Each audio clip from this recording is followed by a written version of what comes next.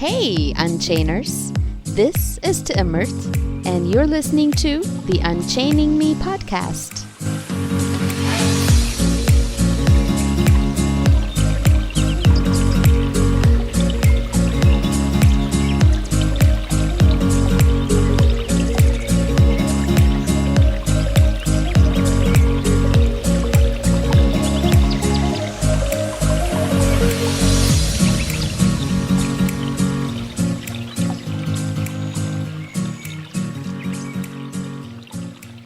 Hello and welcome, dear listener, to another episode of the Unchaining Me podcast.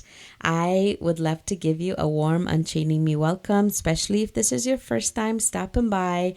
Please tune in and stay till the end and go and listen to the other episodes and show me some love and support in what I do.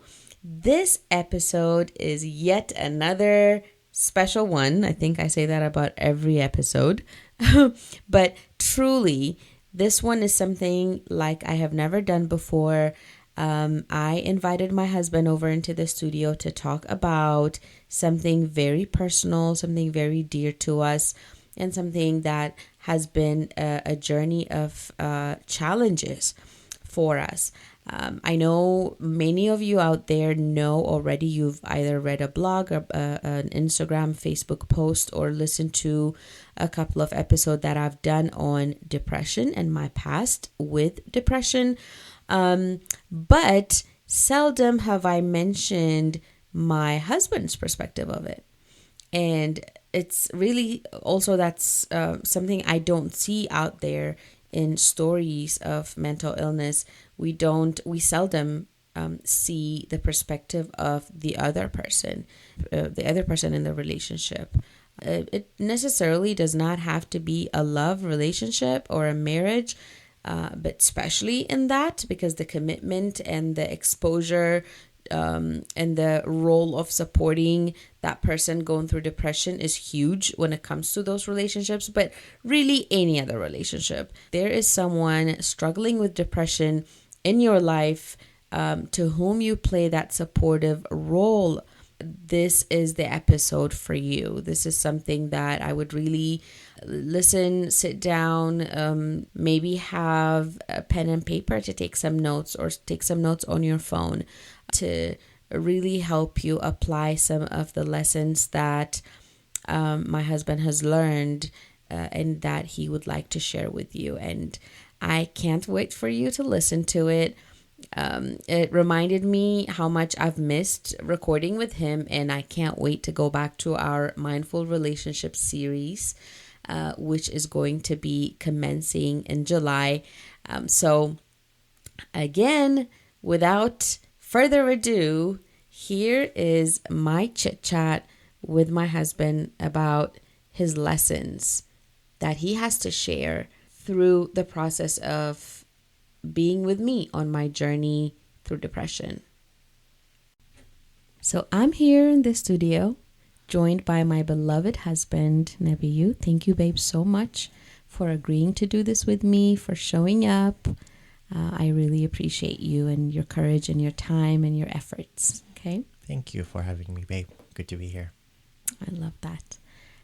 So me and my husband have been doing this Mindful Loving series, as most of you guys know, and that is going to continue. We're going to pick up where we left off and bring to you guys every month one episode dedicated to mindful loving relationships and everything that we faced together and how we overcame our struggles, how we continue to overcome our struggles, the struggles that we face as parents, but the struggles that we face as couples too. But this time around, we are here to discuss live, and I need to tell you guys, I need to say this, that none of these questions were shared or discussed before. We're doing this for the first time. He's hearing them for the first time because we want it to be as authentic and as raw as possible when we discuss this very sensitive topic. I wanted to have this podcast out in May for Mental Health Awareness Month, but you can't allocate mental health, something that giant, to a month, in the year. It's something that touches the lives of many people and the conversation needs to stay at the top, in the forefront.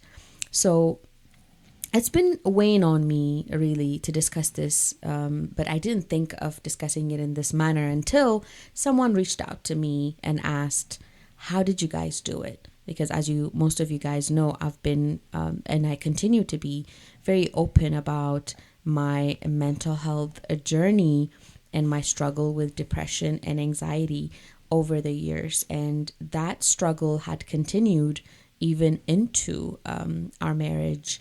So throughout the time that we've been dating and until, last year, there were times that I would be struggling with depression, and my husband has been, you have been such, I'm going to try not to cry during this episode, such a huge reason for my healing, such a huge support system, in many ways that I ever even deemed possible that someone could show up for another human.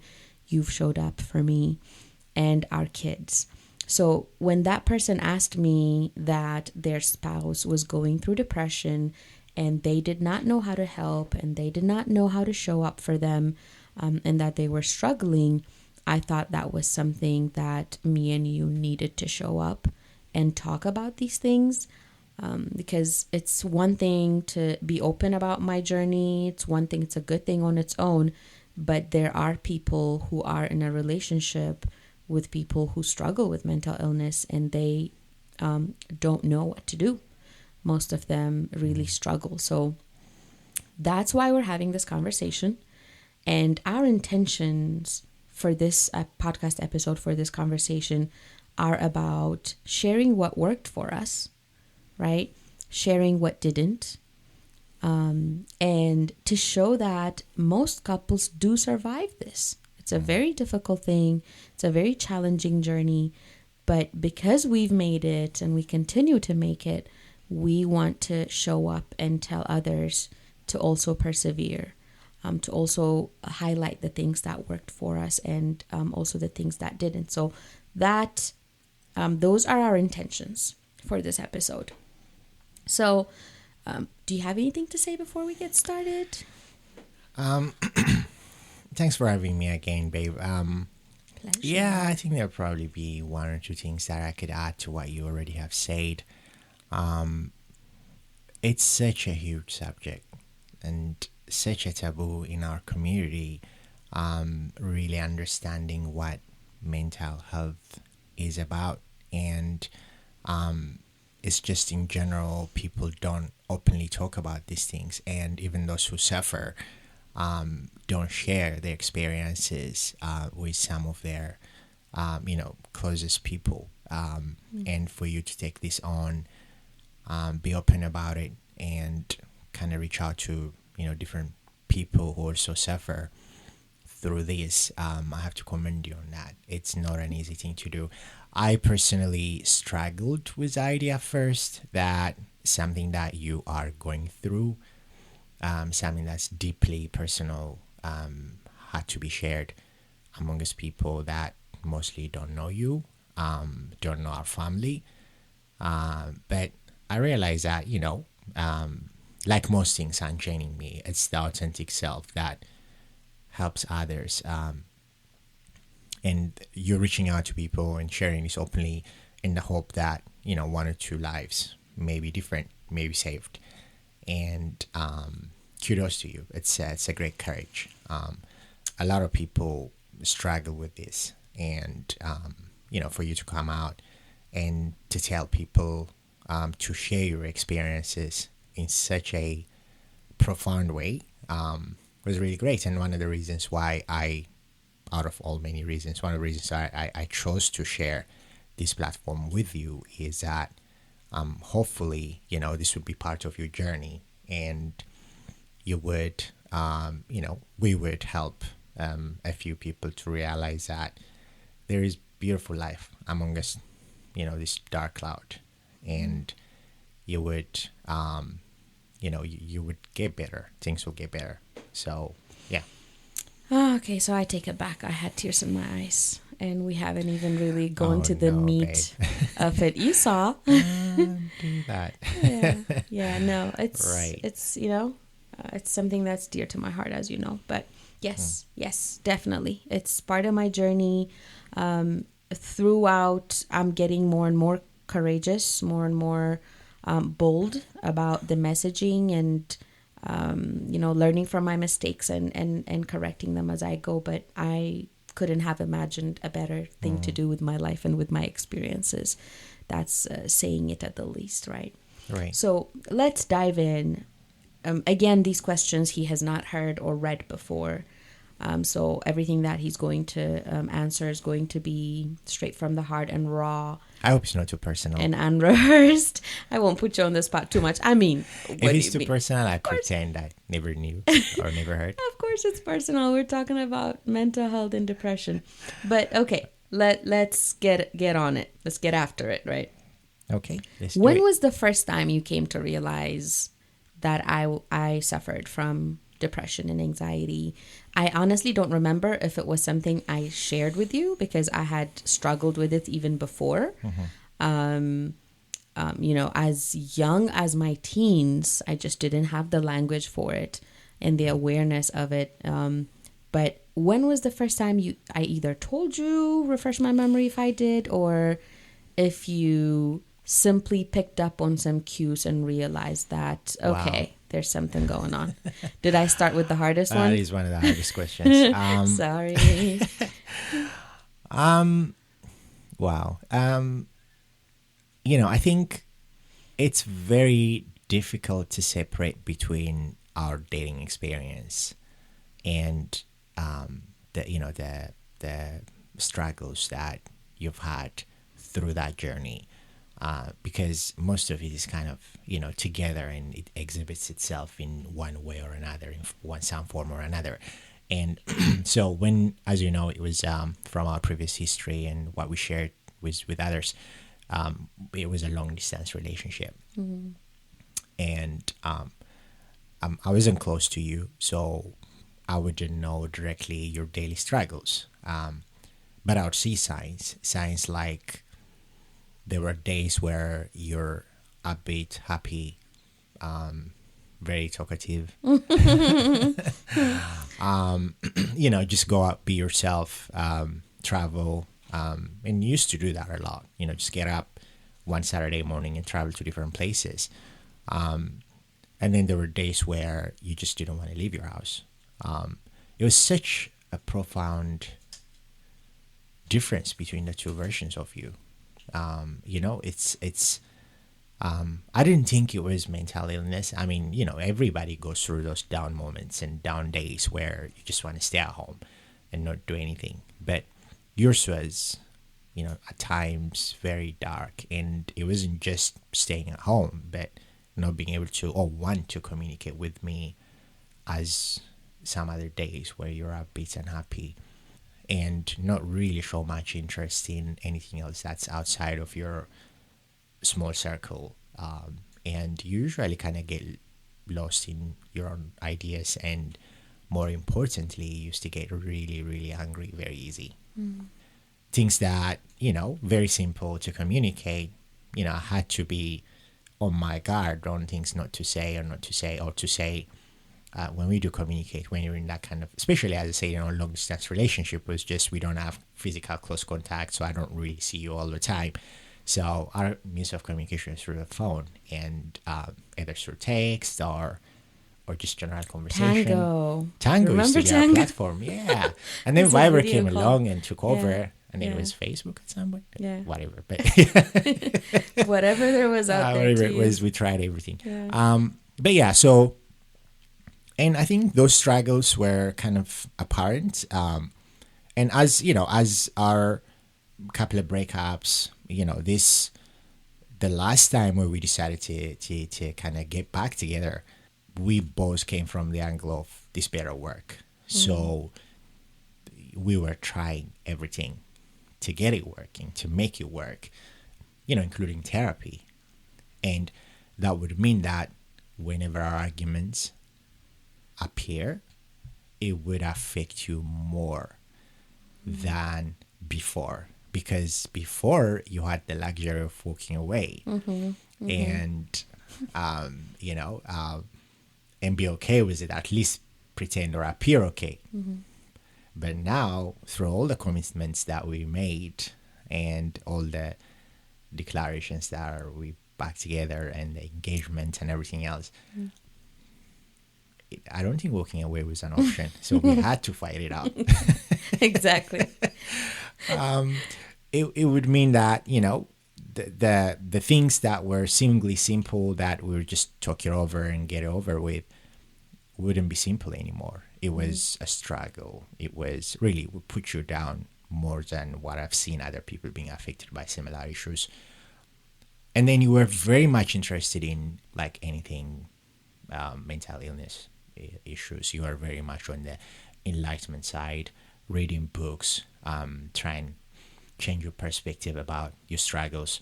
The Eckhart Tolles and the Super Sundays and Elizabeth Gilbert's, all those people that they used to follow, kind of, an indication of there was a struggle there. But I think as we kind of gotten through that struggle, long distance struggle, and when we started stabilizing our relationship a bit better, you opened up, because you do not want me to use that as a stick to blame you for things that I did wrong. If you remember, because it's very easy for partners to blame their other half for the mistake that they've done, because that person appears to suffer from mental illness. Yeah. And easy to pin it on all on depression. Right. It's an easy target. And you were so defensive about it. You were very, very cautious of, rather conscious of those shifts in arguments. And you were like, but when you started realizing that we were getting closer and we, started conquering some of our demons, you opened up a lot. So it wasn't one moment and I woke up and say, oh no, she's suffering from this. It was never like that. It was a gradual shift in perspective on you, our interactions through long distance relationship, and then getting closer to you, getting to know you. We started seeing the things that you struggle with, and that's when not just the knowledge part, but also the acceptance part, that okay, there is this that's living with us, and I better be aware of it and start changing perspectives and the things that happen. So much to ask you. There's so many questions as you're talking that came to me, but I'm going to go with the one I have at the front of my mind right now. I didn't want to. Better than difficult. You literally walk away. Kidding. I'm gonna lock the door.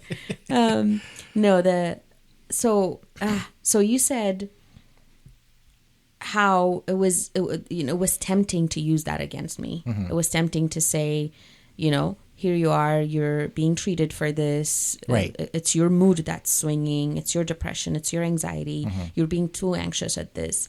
But it's also on the flip side, it's also easy to blame yourself. Right. Because we're in an intimate relationship at the time. Who else could be closer to me? And since, not in a mindful, loving relationship, but in many relationships out there, spouses or people take the responsibility of making the other person happy upon themselves, which is the heaviest burden that anybody can bear. But most of us do it, right? We wear it as if it's our forte to make the other person happy. So how did you find, I don't know if you found a sweet medium. Right. How did you find a harmonious approach to not take it personally, to also not use it against me? How was that struggle and how was that success for you? It's almost impossible not to take it personal, because like I could be leaving you, time differences. I go to bed early.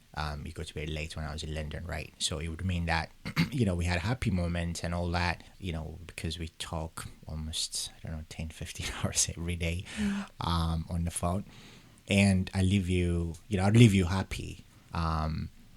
the night before, and I wake up the next morning, and when you call or when I text and communication starts, the happy, bubbly you that I left is kind of disappeared for the day. And it gets me wondering, like, what happened? Did I say something wrong? Did I do something wrong? Because that's a natural reaction to something that our mind is looking for answers each time, every time. And whenever, you struggle, you go through that, you ask yourself whether or not it's something you did, something you've said, something you did, something you've, if you've contributed towards that person being like that, especially if that person is very close to you, because that person knows, your soul. So you take it personal. And not only that, you feel guilty, you also get angry. The fact that here I am, I did everything to make you happy, and I've did this and I did that, and you still find yourself here. That happened a few times before, many times before, where I asked you whether you're happy. I questioned whether you're committed to this, or you're happy in our relationship, and we fought over it. You would say, why are you always bringing this? Because, you wouldn't open up and say, no, like, you shouldn't be saying that, blah, blah. But the fact that I've asked that question would make you angry. Yeah. And your reaction also triggers another reaction in me, and then it goes on a downward spiral. Yeah, I remember those days. And, yeah. And, like, because it was constant and it was happening a lot, you can't do the same thing all the time and expect a different outcome. As they say, you got to change perspective and paradigm in here. And that's where, I started learning more about. I think you started being very, very much open, and we would go through those struggles together. And I started being completely open about, first I've learned not to question your motives in our relationship, because, you also have to understand that there is insecurity built up in all of that bubble too. And you got to conquer that part of yourself first before you put everything aside and say, here's a human being that's going through some suffering, and let's help. Because she's my other half, and her unhappiness is my problem. So I got to try and work out how I can help.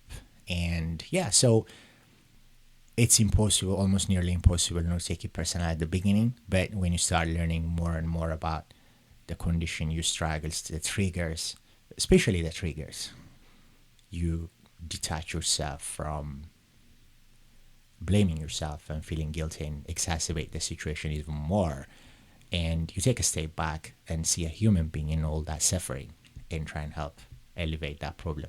And sometimes, like, first I used to kind of play a therapist role, where you do this, you do that, A, B, C, D, and then you'll start feeling better. What's the problem? Blah, blah.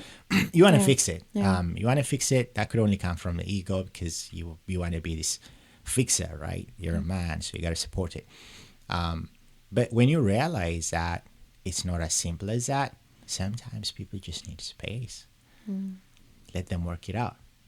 Let them find a route through this maze, and they'll come out stronger. And all it needs for a partner is to step back and allow that space.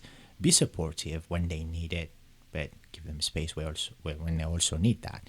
So I've learned it's not something that I got educated with or went to a specific training or anything like that. It's just something you develop through a relationship.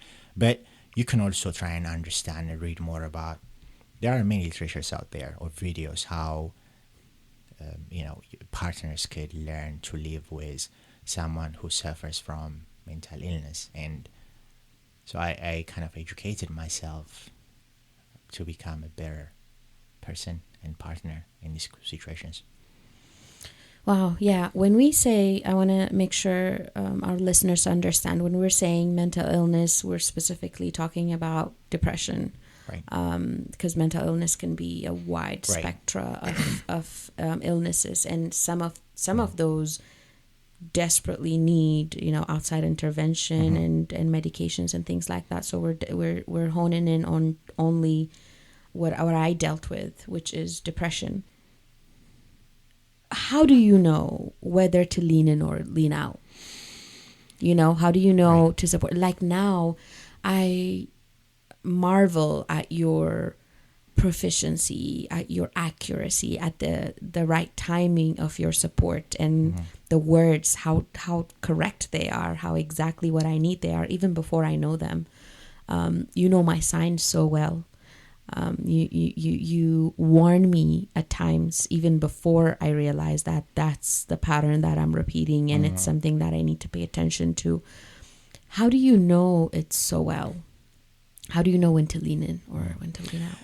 Usually, the majority of it is experience, because I've been through some of those, and they repeat these patterns right before you get into a sad moment. It's not the case where you get up one morning and then this thing takes over, and then you're completely taken over by it, and it changes your personality. It's a gradual kind of, especially now. I think before it used to be, but I think now you're very much aware of it yourself. There are trigger points where things kind of get overwhelming for you, and I see your mood gradually shift into getting sadder and a little bit kind of isolated in your own self. And I see those signs, and I see, obviously, because we share life, and I see the things that are not right, at least from your perspective, that should have been right.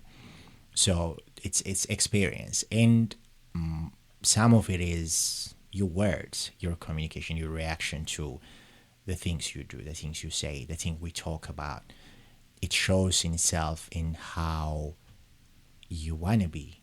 You want to be treated. You want to be spoken to. How you want, what kind of reaction you need from in certain moments. And when you spend that amount of time in a support role for someone that suffers from depression, you have your cues. You almost become, in tune with those, and you try and be there when it's needed. So, yeah, I see that a lot, and I see it much more closer than I used to. And this is also something that actually helps partners, like to get closer to each other. It's not because life is busy, like everybody like work hard, and you go out, and you try and make a living, all that. So through that chaos, several things are like lost. You don't pay attention to those. That's where I think our mindful relationship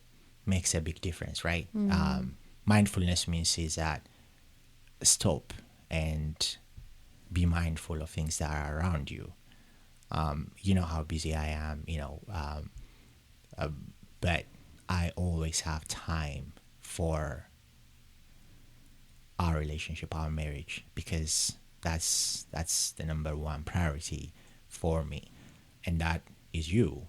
And I pay a lot of attention to things that happen around you, your moods, your reactions, your comments, your words. Those matter, and it's not that difficult for me to see where you're leaning towards at a point in time, and that helps me to change my approach, perspective on your struggles.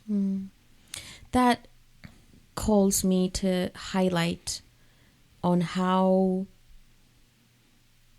much you have to separate, how much one has to separate themselves from the situation in order to be at a place that you have arrived. When it comes to my depression, that person has to not take things personally. That person has to not make assumptions. Those are priceless skills, right, to have honed over time for you, and it shows very clearly from the beginning to now. The part of you that took it personally wasn't able to show up for me and support me, and that would add to reasons or symptoms that I was Right. experiencing that would add to the miserable feeling, the hopelessness, because that's what depression does. It Right. makes everything seem hopeless. It's a dark cloud, like you said, that until lifted really convinces you that things are dire, Right. and creates this lack of, or the loss of willingness to live or be happy, which you normally could do. Right. What was rock bottom? What was rock bottom? And did you fear the worst? And what was that moment like for you? Yeah. Last year, 2020, right? Wow, losing track of time. Thanks, pandemic. Yeah. Last year around, so you always have a different view when it comes to winter. I'm a winter guy. I lived in Europe for God knows how many years, and I love winter, the majestics of winter and Christmas time and all that. And Yeah, no. you weren't that. Yeah. You weren't. I You- definitely you- have seasonal risks of depression, for So, sure. 2019, around November, December time, right after we had our guests in our house, it was chaotic time. It was It was a very hectic summer. very hectic summer. Yeah. And then around November, December time, you started really, really going down too fast, even for me to kind of pause and think, what the hell is going on? I think that was, and then you went from there. There was no way to show you anything different. It's taken over your perspective in life, in our marriage, in in our kids' lives. And then you went into seeking help. I think you realized that either that or something terrible. Yeah. And I think that was rock bottom when you were away from our family for About a 10 week days or and so. a half, Yeah. something like that. Yeah. I had to take care of everybody else in the house, the kids, a newborn. She was only a year and a bit old. A bit older than a year. Yeah. And it was a struggle coming directly from work and having to take care of her. We had a babysitter, but still the vast majority of parental responsibility was on my shoulders, and I still had to come to you as much as I could. Yeah. To visit you and see how things were. And part of me was, oh God, is this it? That was rock bottom. I mean, I was like, wow, is there anything I could have done to prevent this? Or again, you go down that route of self-blame and all that. But there was just hope. I think talking to you throughout while you were away kind of gave me hope. I think your perspective started improving drastically. Not just drastically, but I could see something was brewing in you. I think that was, you realized that wasn't you. That wasn't, you weren't defined by it through your struggles, because you already have started the Unchaining Me movement. At least you had a profound idea how you could help. And how you could help yourself and others, right? There was a purpose, but that purpose was lost for a little bit. But I think when you were there, when you started getting the help that you needed, it started coming up to the front, and I could see you clearly defined yourself separate from the depression you suffered from. You weren't able to do that before. No. I don't think you had a lot of knowledge, book knowledge, and a little bit of understanding, but I don't think you actually lived that. I think that place gave you a really good experience to see it in a different light. So you came out from there. You were on purpose after that. I think your life was full of hope. You gave us so much hope after that, and then you went right into improving yourself from one program to another, from one book to another. You never gave up. I think yeah. So yeah, to answer your question, that was rock bottom. I don't think it could have gotten any worse, and I don't think it can. But yeah, that was the moment where everybody was feeling the worst. Yeah. Yeah, I felt that as being a make or break moment too for myself. And you're very right in noticing how I was able to define myself separate from the depression. I was able to find room in what I started in Unchaining Me, even as a person who suffers from depression. I got to a place where I said, I don't need to be cured to help others. I don't need to have all the answers and make sure that it stays in my past Right. to get out and take this message out into people who need it the most, people who are like me. And I used to this day, like I think about this imposter syndrome, and am I being a hypocrite if I don't practice every single thing that I teach and preach, and if I fail? And the answer is a big resounding no. I think we teach that same thing that we are desperate to learn too. Right. That's what makes us the best teachers of that, because we failed at it and we suffered from it, and we may continue to suffer from it. That gives us firsthand knowledge and experience, and also empathy for people who go through it too, because the pain is not lost on us. Right. The suffering is not lost on us. The sacrifices, leaving you with the kids for that long 10 days or a week, was torture. But more than any other time that I had to seclude myself to work on my mental health, I think that was drilled home. That time really drilled home. Seeing you bring me clothes, and remember you had to take the straps out of my sweatpants because I was in that kind of place. They had to monitor us for anything and everything. The people I met, the friendships I made there, the mentors I was able to find while I was there, people who saw someone who more than suffered from a certain mental illness, but all the gifts and talents and drive and passion and purpose that I was able to recover while I was there. That place was definitely a turning point, and not just that place, but also a program I joined after that, the 8-week program that I plunged into. Because any other time I would have walked out and thought, kumbaya, things are fine. Right. But this time around, I knew I had to drill something in. And your support, I can't say that without crying. Your support was everything. You being there for the kids, you giving me the space to work on myself, you not taking it personally, you being so fervent and steadfast in showing up and telling me it's okay. Deal with it. We got this. We'll deal with this. That meant everything to me. And to whoever's listening out there, that's the best thing you can do, is avail yourself and give that support. Yeah, definitely. Like we're human beings, and we're very fragile, right? And we suffer. I don't care who you are, how rich you are, or educated you are. You have an organ called brain, just like your lungs, your heart. Everything else, it gets ill from time to time, and it is a big taboo, even in Western society, to accept any mental illness, whether it's depression or some other illness, as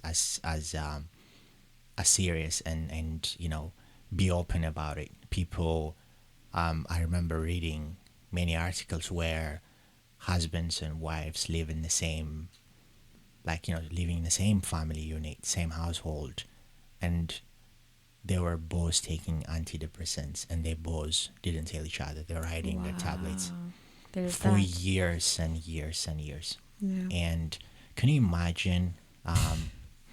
And this was the guy, after his divorce, just came out and said, "This was my life.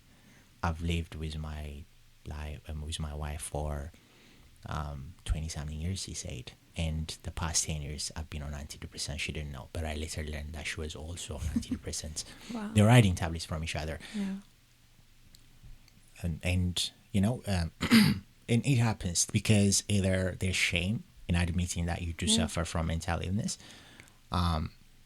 or there's fear of judgment from others. Especially in our community, that's Especially huge. in our community. People look at you as if you're defective because you admit to be dealing with a mental illness, that there's something wrong with you, that there's no cure, there's no Right. managing it, there's no bright light at the horizon. Yeah. It's a doom and gloom death sentence that people think. And another very dangerous way people look at it is how you are less spiritual than them, that you don't have a connection to God, that they, prescribe. And, not that spirituality does not enhance your quality of life and give you, Right. maybe better chances of keeping yourself Right. mentally fit. But that's what people go to automatically. Say in our culture, people connected that to demons. It's and definitely things historical. Like that. So, I think the way mental illness sufferers in the past were treated in history, it's one of the most cruelest, barbaric way. yeah. There are many, many historical facts that people who suffer from mental illness were completely cast out from society. They were put in chains. They were, the illness was beaten out of them, quote unquote. They were considered as someone who was possessed by demons, that God himself rejected them. There were so many wrong things that happened in the past for society to be where it is today when it comes to mental illness. And, psychiatry itself is a very young science. It wasn't up until the 1930s, I believe, Sigmund Freud, who came up with a theory of melancholy, which is kind of form of depression. They even gave it a different name. That psychiatry itself was kind of considered as a proper medical field, that there is this organ in our body that needs to be treated just like anything else. We're definitely playing catch up with the brain. Oh no, absolutely. And brain itself is a mysterious, it's a very mysterious organ, and we don't really know what's going on, but we do know, at least through science, that there's definitely hope. People are getting treated either through taking some tablets, or through some medication, or through therapy, proper consultation. CBT is making a huge difference in people who suffer from depression. Mindfulness, spirituality is helping a lot of people in getting better. So there's definitely hope. I got to ask you this when we're talking about judgment. Was that something you also feared? Not judgment from you. From others? Judgment from others, no, of us, of our family, of our love. Yeah, no, How did you deal with that? Judgment will always be there. As I said, people who suffer from mental illness have been looked at by society in a complete negative light. And I'm pretty sure those who support them also will be seen in the same light. But that's not the point here. The point is that we shed light on something that's, profound, that has a huge impact in the way people live their lives, especially in relationship. Either as a husband or wife, if you have a partner, a wife, a girlfriend, boyfriend that suffers through this tragic illness, just understand that it's not you. It's not about you. You wouldn't treat or blame yourself for somebody if they had cancer, God forbid. So why would you blame yourself, or why would you blame the person for having a mental illness? Because it is an illness. The person chooses, or they didn't choose to suffer from this. Different events, past experiences, our genetic formation, and the way we respond to different triggers in our lives made us the way we are today. So it's not a choice. So if you really truly love that person, show up when they need you, give space when they don't, and live through that, and the reward is immense. I think, had we not gone through that together, me and you, not only that, it got us together, closer, Oh, yes. because you become more tentative and, pay attention, and through that, love grows, relationship grows, you get more closer and connected to each other. And just to remove the judgment, be there to support. How did you deal with the bad days for your own mental health? it could be really consuming, It is, right? yeah. Not Yeah. that, I don't want to paint a picture of, Timmy's depressed all the time, and, obviously Yeah. not the case. But Yeah. while I was going through those episodes, and there are couples out there who are listening now. How do I take care of me? I could suffer from depression as a result too. So what were things that you did, and what are things that you recommend others to pay attention to in maintaining their own mental health? Because you can't fill someone's cup if Sure. yours is Yeah. lacking or empty. Yeah, looking after yourself is a priority. You're no good if you're not good to anyone, yourself. And pay attention to yourself, pay attention to your own triggers. Everybody needs mental tuning from time to time. It might not be full-blown depression, but there's sadness, there's anxiety, there's worry, because we live in a very, very fast-paced life and world, and it's changing around us all the time, and that some of us will get uncomfortable with it. So we need some perspective, either talking to someone, a friend, a therapist, a relative, whatever. It would help you. For me, how do I deal with the down days? I usually shift gear towards filling the gap that you'd leave in the family. So that would mean taking care of the little ones first as a priority, and the kids, number one priority. And once that's been taken care of, I pretty much immerse myself in work a lot. I work very hard a lot of times. Sometimes, yeah, a little bit of workout definitely help. Running, off-road running, indoor running help a lot. Beyond that, I think what I find useful is, hopefully through the right time, talking to you, helping you to open up about your struggles, help a lot. Because not only that, it will help you to alleviate your anxiety and worry and sadness and depression, but also it helps me to put things in perspective. As I said, it's not a formula that you use. It's different things, different times. But, for those who are out there that's still living with someone that's, suffering from, any form of mental illness, number one priority is taking care of yourself. Don't take it personal. Don't blame yourself for their struggles, because you're not the cause. No matter how much you think you are, no matter how much you think you want to fix this as soon as possible, you'd go to a rabbit hole. You would never find a way out. It would be a struggle for you, and you would suffer through it, and you'd become helpless yourself, and you don't want to go down that route. The best thing is to detach yourself, not blame yourself, and not taking it personal. To accept it, you're saying. Accept it. Accept that this is... Many people are going to find that hard to take. Right. Yeah. It's not easy. Yeah. It's you're committed to a relationship and you love that person, I'm sure. And you want to support, as I said, through, through sadness and illness and, until days do us part. You see people struggling. As I said, if they suffer from any other illness, wouldn't you be there for them? I'm pretty sure you would, because you love that person, right? So why not mental illness? And accepting it doesn't mean vowing to remain in it and enable it and submit to it. Accepting it actually helps you open your mind up and your perspective up to different ways that you can actually show up and support, which is going to in turn then help the situation. Right. So that's where accepting it really and accepting doesn't mean you sit down passively and wait for the next trigger to happen. Right. That's not what it means. It just means is that just understand and accept that it exists, and get your well-being as a priority, and your sanity as a priority. And once you come from that angle, then you'll be able to help your partner. And how can you help your partner? First thing is by understanding, by listening, by giving space, by making sure you provide the support they need.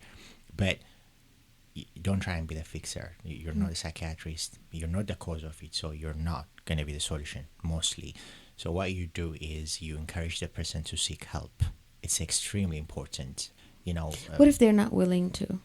That was another question I wanted to ask you. What if They don't want to get help. I think you have it so good with me because not only I'm always willing to get help, Right. I'm extremely curious. I was very Right. curious about it, and I wanted to learn everything that I could. Yeah. And therapy has been my thing. It continues to be my thing. I still talk to my therapist every Right. week, every other week if Not I only that can. you're a therapist, but you also get therapy. Well, I'm not a therapist. Well, There's a a coach, huge but difference I know, between I coach and know, therapist, but I'm babe. saying that's fine. Yeah, yeah, but yeah, how does one deal with someone who's denying that they're even depressed? Like, I'm not depressed. You're my problem. How do Well, they deal with that? again, so that's I think actually that's a good point. That's a good question. Sorry. Most of the things that we do, like whenever we see this kind of stuff, we try and diagnose that person. We become a psychiatrist and say, you must be suffering from depression or You whatever made the that name mistake sometime in the past, didn't you? With Yeah. me, yeah. I did, because as we went through, as I said, our struggles, there were signs that I saw, and also because I was aware of some of those things in the past, I definitely try and diagnose you, but that really got you into a very bad mood even further. Yeah. So that's definitely not the mistake that you want to make. If you're, working with your partner trying to help them get better, it shouldn't be an ultimatum, because remember, you're dealing with someone that is pretty much hopeless, right? That's what it is. That's what the dark It's cloud tells you to believe, that there's no hope in everything. There's no hope. And you coming up and say, hey, you got to go, seek therapy, you're going to get better. It doesn't make them better. If anything, they will fall into their own corner and try and avoid you and get angry and mad at you for even suggesting that. And Because they you don't could see be no that hope. one support system that they have. Yeah. And if you are the one, if you are putting ultimatums, then that relationship is doomed too. So Right. it's just another reason you're giving them to feel even more hopeless. Yeah. Yeah. So, if they refuse help, really flat out refuse help, don't give up. If your relationship is worth it, don't give up. They're just like, there were days, where I wanted to suggest that, because I believe in, talking to someone whenever you struggle, but I refrained myself from saying it, because usually I believe in it had to come from you. You should see the benefits. But, luckily, yes, you are aware of those things, and you, sought help whenever you needed to. But what I did was holding your hands and kind of walking through that, kind of showing you the benefits of getting better. So what I suggest to others is, do the same, like walk that journey with them, right next to them. Yeah. Not coming from the angle of judgment or anger, or you never do this, or you never try and get better, whatever, because that just makes them more I resentful. can't emphasize enough the healing power of the sentence, "We got this." Right. We got this. Every time you say Yeah. that, Yeah. depressed or not, you have a shortcut to my heart, and you heal me. I love that. Oh, I'm about to cry. We got this just tells you that you're not alone. Yeah. Whether the other person is depressed or not. Right. And that's what depression makes you believe, distorts the reality, Right. and makes you feel that you are by yourself and that's it. Right. It enlarges your challenges. It creates pain even when there's no pain, even things that you normally would have enjoyed. It distorts that reality. So for someone to step into that bubble of darkness and shine Yeah. a light, Yeah. just simple words, Yeah. just a way of looking at someone, just allowing them to take space from things that may aggravate their depression. I notice how you don't even let me open bills when you see that there's a risk or I'm not feeling my best. You step up and you take these things over, stressful things, or dealing with a toddler. You step up and take over. So I can't emphasize that enough. Yeah. Quick questions, a couple of quick questions before we wrap up. Okay. What has my mental illness taught you about you? About me? Yes. Oh, wow. Nothing, because I figured everything out. Of course. Unchaining me by Neb. Unchaining Neb. Unchaining Neb. Yes. How has it unchained you? How have you grown as a person because of it? It's like most things in life, if you're the person that, give up at the first, second, third hurdle, you would never be able to enjoy the end game, the end result. Mm-hmm. What I think it taught me about myself was I'm a very patient person, I think. And helped me to grow as a person, to develop empathy, understanding, self-awareness, and be very, very conscious and mindful about us as a couple. And it helped me to grow as as a person in those perspectives, but also helped me to understand the struggles that you go through. I do CBT. I'm not immune from some of those dark moments myself. Nothing to do with life. Sometimes just things become overwhelming.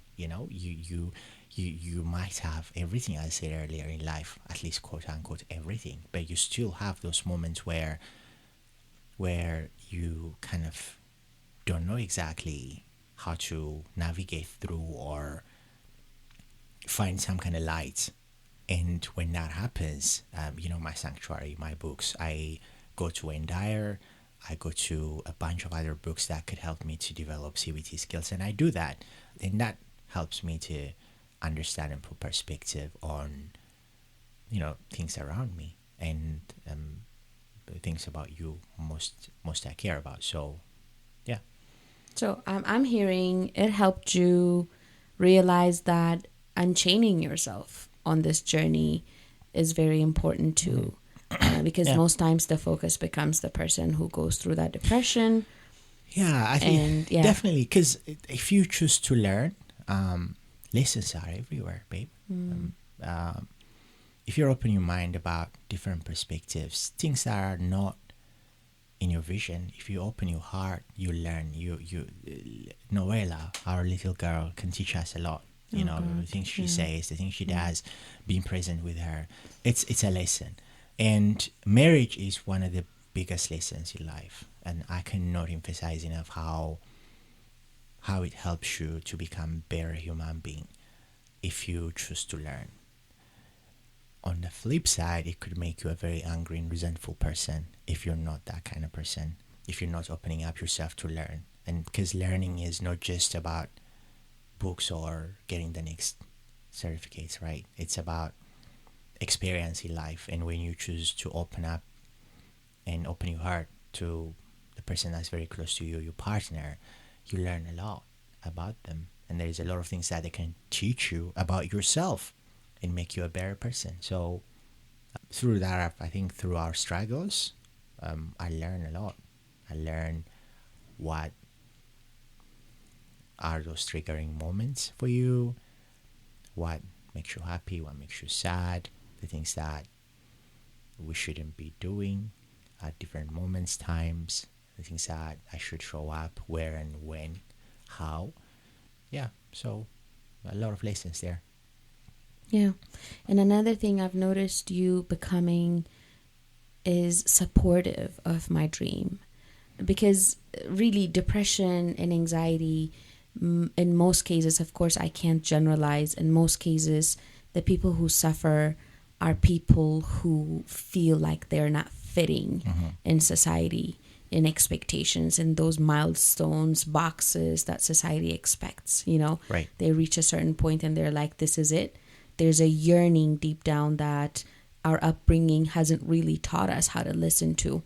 Education hasn't taught us. Our culture, our tradition, our spirituality hasn't really taught us how to connect with that inner voice and do the things that follow the path that our soul knows it's on this earth to follow.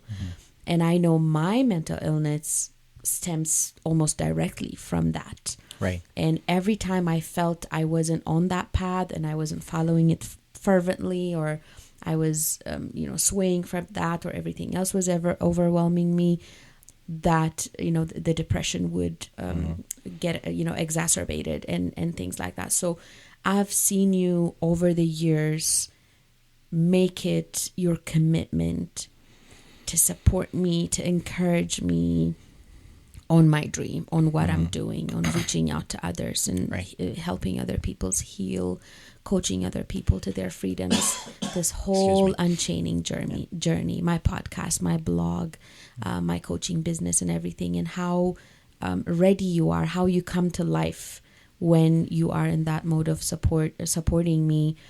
I think is also in a way connecting you to that voice in yourself too. Yeah. Right? So I've seen that a lot. So before we wrap up, give us bullet points. Here's a person with a spouse, with a partner, a sister, a brother, a mom, a dad, a best friend, a roommate who is going through active depression. Give them bullet points of what to do, what not to do, what to keep in mind. Sure. Don't be judgmental. Judgmental about the person that's suffering. Look after yourself.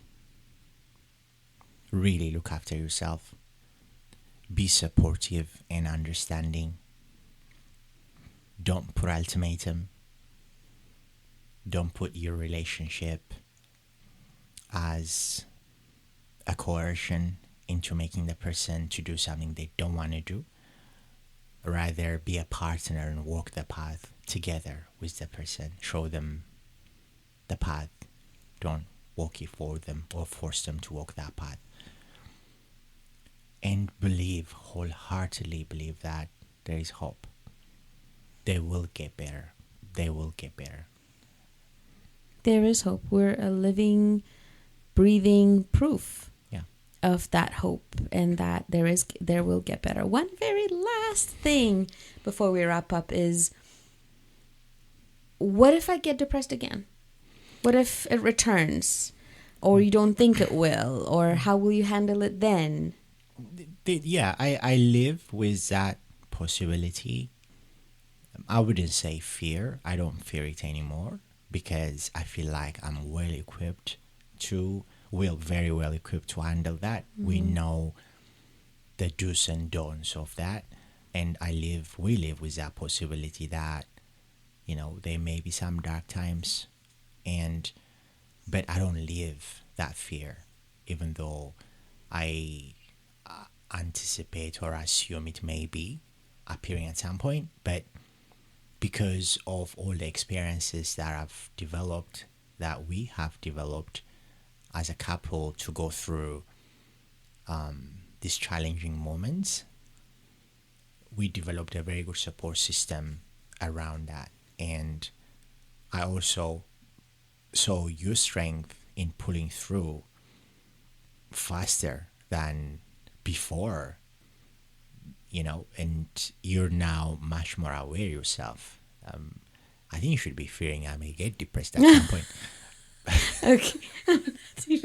I'm not even going to address that. But yeah, hey, of course. So it's so the point I'm trying to make is, I think if you develop something in life as an experience, that experience makes you a stronger person, and you will have the strength to go through those in much better way than you did before. The next one is easier. The next one after that is easier, even more easier, and continues to be like that. So, I don't live with that fear. I don't think you should live with that fear. I don't think you do. Yeah. So it's a journey. I wouldn't even have asked you that question if I truly lived with that fear, because, we're putting this out there in the world, and there are people who look up to me. There are people who listen to my teachings, and there are people I coach, and struggles are there. Illnesses are there, mental illness included.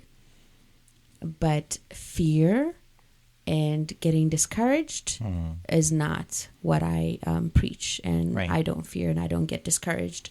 We will cross that bridge when we get to it for everything. Right. And I've also accepted there is good, bad, and ugly in life, and the twists and turns. And there's so much happiness and joy ahead of us. And there is also going to be downward spirals and losses and pain also in the future. And like you said, our love has strengthened so much. Our connection, our ability to sift through these things and just take life as it comes has gotten better by the day. And I'm so proud of what we've built between us and with our kids. I'm so happy for our kids to be able to have parents who without shame discuss this and help them go through it. They will run to us with any concern, with any issues that they may have. So I am at a place in life where I thank my depression, babe. I thank it, as difficult as things have been for us because of it. Like you said, our connection has strengthened because of it too. Our love has strengthened. Our empathy is just really spiced up our growth in many ways, accelerated our growth in many ways. So I'm thankful for it. I accept it. I hold nothing against it. And that's why I'm at this place of being able to put a podcast like, I hope I won't have a vulnerability hangover tomorrow. Acceptance is such a powerful word. I think when we do our next mindful relationship podcast, let's try and do it on acceptance, because I feel like it's a very powerful tool for a lot of people. You know, it's a whole book and chapter written about acceptance by different people, and it has profound effect on how you live and you lead your life. And the same thing with, you know, this mental illness issue. If you're at a place where you accept everything as it stands in your life, be it mental illness or a partner that lives with mental illness, or, you know, the loss of someone you love and care about, or job, or whatever, the amount of mental strength you develop and the mental energy you develop to tackle the next challenge is amazing. It helps you to recover very quickly from whatever life disappointment that you're suffering from right now. Acceptance, it is such a powerful word. So yeah, and let's try and expand that a little bit more sometime in the future. Definitely. I'm so glad you're back to my podcast. I love you. Okay. I know for sure this podcast is going to go out there and heal someone, help someone. I hope so. Make someone feel less alone, and give, more than anything, give that person hope for that particular relationship that they're sharing with someone going through depression and anxiety. Sure. I'm very glad to be here, and I'll send you the invoice. I'll pay you in kisses. How about that? All right, babe. I'll take that. All right. Whew, that was something. I am hopeful that you enjoyed this conversation as much as I enjoyed having it. I know it's a difficult conversation to talk about, but these talks we need to be having everywhere. Out loud, out in public, within our families, within our friendship circles, in our marriages. These conversations need to happen if we are really truly going to show up to those people who are struggling and who need our support, who need us to show up. So my call to action is for you to really take these lessons home, for you to really be honest about how you can show up, what things you can change, what perspectives you can shift.